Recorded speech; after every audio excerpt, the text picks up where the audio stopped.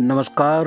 શું છે શું નહીં પોડકાસ્ટમાં સર્વ મિત્રોનું હાર્દિક સ્વાગત છે. મિત્રો, સેવા લોકો ઘણા પ્રકારની કરતા હોય છે, પણ અમુક લોકોની વિશિષ્ટ સેવા છે એ ખરેખર સમાજને ઘણી ઉપયોગી થતી હોય છે. આજે કંઈક આવી જ વાત સાથે આપણે એવા મળવા જેવા માણસને મળવું છે, તમારી સાથે વાતો કરવી છે, તમને થોડીક માહિતી પણ એની મળે એ માટેનો પણ આ પોડકાસ્ટનો પ્રયાસ છે. તો આજે આપણે જયદીપભાઈ કાચા વાત્સલ્ય ટ્રસ્ટ ચલાવે છે, તેમની સાથે મળવાના છીએ.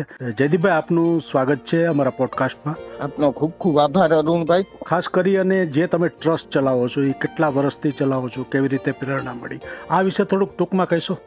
વાત્સલ્ય ટ્રસ્ટની સ્થાપના તારીખ 5/4/2008 એટલે આજથી 16 વર્ષ પહેલા અમને એવા જે નાના બાળકો હોય કે શેરીમાં અથવા તો આપણે ટ્રાફિક સિગ્નલ ઉપર હોય, આવા બાળકોને જોઈને એક પ્રેરણા મળી કે આપણે આવા બાળકો અને સમાજમાં રહેતા બહેનો માટે કઈ કામ કરવું છે. અને એ જ હેતુથી ટ્રસ્ટનું નામ પણ વાત્સલ્ય રાખ્યું કે જે માતા અને બાળકનો એક પ્રેમ હોય છે. બરોબર છે. એટલે 2008માં આ રીતે કેન્દ્ર બિંદુમાં ટ્રસ્ટના માતા અને બાળકને રાખીને આ સેવાકીય પ્રવૃત્તિની શરૂઆત 2008માં શરૂ કરી અને આજે 2024માં પણ ઘણી બધી સેવાઓ રાજકોટમાં અમે આપી રહ્યા છીએ. ખાસ કરી અને તમારા ટ્રસ્ટની જે મુખ્ય કામગીરી હોય એ વિશે શ્રોતા મિત્રોને જણાવશો? ટ્રસ્ટની મુખ્ય પ્રવૃત્તિમાં તો મેં કીધું ને એમ કે કેન્દ્ર બિંદુમાં બાળકો છે, એટલે રાજકોટમાં અમે લોકો 2008થી જ એક શરૂઆત કરી હતી કે રાજકોટ શહેર છે એ દિવસે નથી વધતું એટલું રાતે વધે. એટલે રાજકોટમાં ખૂબ બધી કન્સ્ટ્રક્શન સાઇટો આવેલી છે કે જ્યાં બહારના રાજ્યોમાંથી મજૂરો આવે છે અને એ સાઇટ ઉપર 6 મહિના 8 મહિના સુધી એ લોકો સતત એના પરિવાર સાથે રહેતા હોય. હવે ત્યારે બને છે એવું કે માતા અને પિતા આ બાળકના એ બાંધકામ સાઇટ ઉપર મજૂરી કામે ગયા હોય અને આ બાળકો બાંધકામ સાઇટની આજુબાજુમાં રમતા હોય છે, પણ આ બાળકને એજ્યુકેશન મળી એટલા માટે નથી શકતું કે એના માતા પિતા સતત આવી રીતે એક શહેરમાંથી બીજા શહેરમાં રોજગારી અર્થે ભટકતા રહેતા હોય છે. એટલે અમે અમારી પોતાનું એક આખું એજ્યુકેશનનો સિલેબસ બનાવ્યો છે, પ્લસ દાતાઓની મદદથી કે આ બાળકોને માત્ર એજ્યુકેશન નહીં પણ રાજકોટના ઘણા બધા દાતાઓ અમને અમારા પ્રોજેક્ટમાં સહયોગ કરે છે કે એક ટાઈમ સરસ આ બાળકોને અમે ત્યાં બાંધકામ સાઇટ ઉપર જ દાળ ભાત શાક રોટલી, કોઈ દાતાનો જન્મ દિવસ હોય તો કેક મીઠાઈ, આવું એક ભોજન આપીએ જેથી એને ભોજન સાથે શિક્ષણ પણ મળે. આ હેતુથી ત્યાં ભણાવીએ છીએ. આ અમારો 365 દિવસનો એક કન્ટિન્યુ કાર્યક્રમ છે, જેમાં રોજ આવી રીતે બાળકોને લાઈફ સ્કિલની પ્રવૃત્તિઓ કરાવીએ છીએ. ખાસ કરીને જે બાળકોની જે શિક્ષણની વાત છે એ તો સમાજમાં ખૂબ જ જરૂરી છે. ઘણા મા બાપો આર્થિક ઉપાર્જનને કારણે પણ બાળકને બાળ મજૂરીમાં મોકલતા હોય છે. બીજું જયદીપભાઈ, ખાસ કરીને તમે એક મેડિકલના સાધનો આપો છો, પછી જે 10મું કે 12મું પાસ હોય એના માટે કોમ્પ્યુટર, સીવણના આવા બધા વર્ગો પણ ચલાવો છો, એ વિશે થોડીક માહિતી આપશો?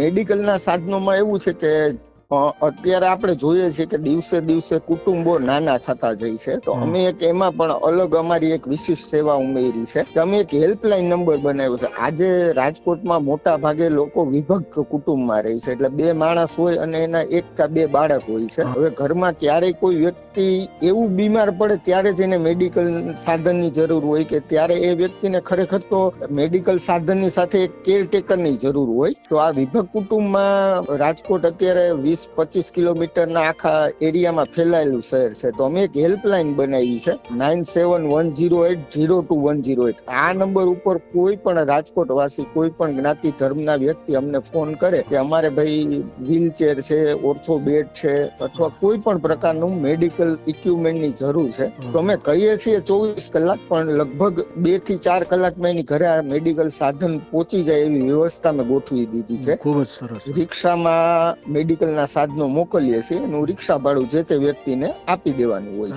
ખાસ કરી અને તમે વૃદ્ધોનો એક હમણાં પ્રોજેક્ટ શરૂ કરેલો છે કે કોઈ માણસ એકલું રહેતું હોય તો એની ઘરે તમે બંને ટાઈપ ટિફિન પહોંચાડો છો, આ વિશે માહિતી તમે આપશો? ટિફિન સેવાની પ્રેરણા પણ એવી રીતે મળી કે આજે આપણે જોઈએ છીએ કે વૃદ્ધાશ્રમની અંદર રહેતા લોકોની સંખ્યા ખૂબ વધતી જાય છે, પણ અમુક વૃદ્ધો એવા પણ છે કે જે તે સંસ્થાના ક્રાઇટેરિયા મુજબ એ લોકોને વૃદ્ધાશ્રમમાં પણ જગ્યા મળતી ન હોય. ખરેખર રાજકોટમાં એને 35 લાખથી લઈને 50 લાખનું મકાન પણ હોય છે, પણ એ વડીલો એવા હોય છે કે એક ઉંમર પછી એ લોકોની નિશ્ચિત જે આવક છે એ બંધ થઈ જતી હોય છે અને બચત હોય તો એટલી બચત નથી હોતી કે એ આખો મહિનો 2 ટાઈમ સારી રીતે જમી શકે. પણ સારું મકાન હોય, એમની યુવાનીમાં ઘરમાં ને એમાં એને સારી રીતે રહેલા હોય એટલે એ લોકો બીજા પાસે કઈ માગી પણ નથી શકતા. તો આવા વૃદ્ધો અમારી આખી ટીમ દ્વારા વડીલોને અમે લોકો આઈડેન્ટિફાઈ કરી અને જેને ખરેખર જરૂરિયાત છે કે એમાં પણ એવા કે 2 માંથી એક વડીલ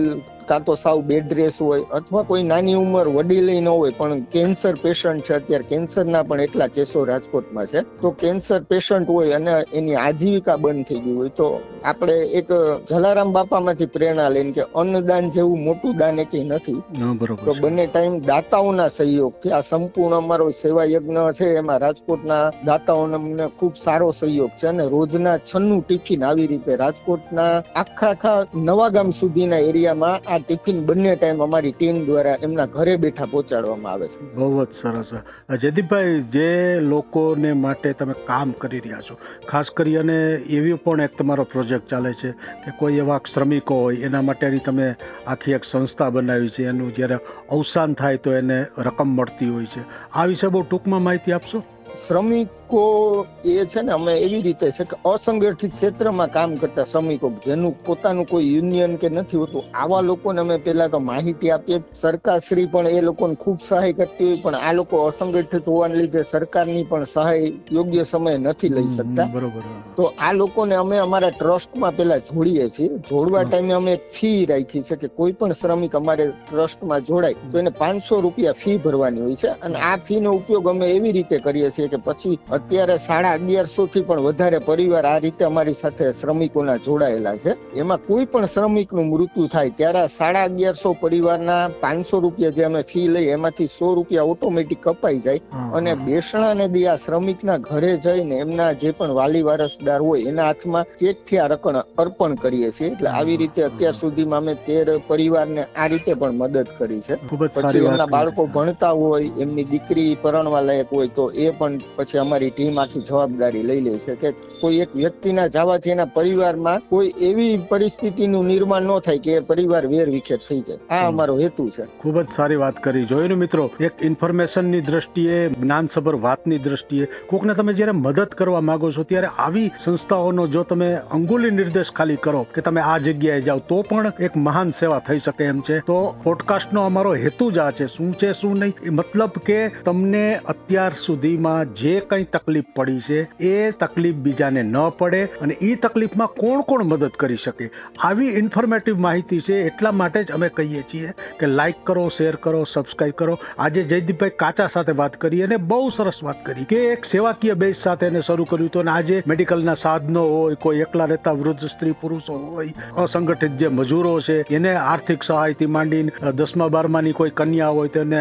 બ્યુટી પાર્લર છે, આ કોમ્પ્યુટરના વર્ગો, આવું ઘણું બધું કરી રહ્યા છે. એનો હેલ્પલાઇન નંબર મિત્રો તમને આપવામાં આવ્યો છે, એની ઉપર પણ સંપર્ક કરજો. અને આવું ક્યાંય પણ કોઈ જરૂરિયાત જ્યારે માણસ તમને મળે ત્યારે ચોક્કસ જયદીપભાઈ કાચા વાત્સલ્ય ટ્રસ્ટ ને આપણે ચોક્કસ યાદ રાખીશું અને કોકને ભલામણ કરીશું. જયદીપભાઈ, ખૂબ ખૂબ તમારો આભાર, કારણ કે એક શ્રેષ્ઠ માહિતી આજે અમારી સાથે શેર કરી છે. અને અમારા આ પોડકાસ્ટને તમે પણ તમારા પરિવારજનોને સાથે તમામ મિત્રો પણ હું અપીલ કરું છું, કારણ કે ઇન્ફોર્મેશન, એજ્યુકેશન અને એન્ટરટેનમેન્ટ આ ત્રણ ઉપર એક સકારાત્મક વાત સાથે, એક પોઝિટિવ એપ્રોચ સાથે અમારો આ પ્રયાસ છે. ફરી આવી જ વ્યક્તિ સાથે મળીશું. ત્યાં સુધી આપના દોસ્ત અરુણ દવેને આપશો રજા.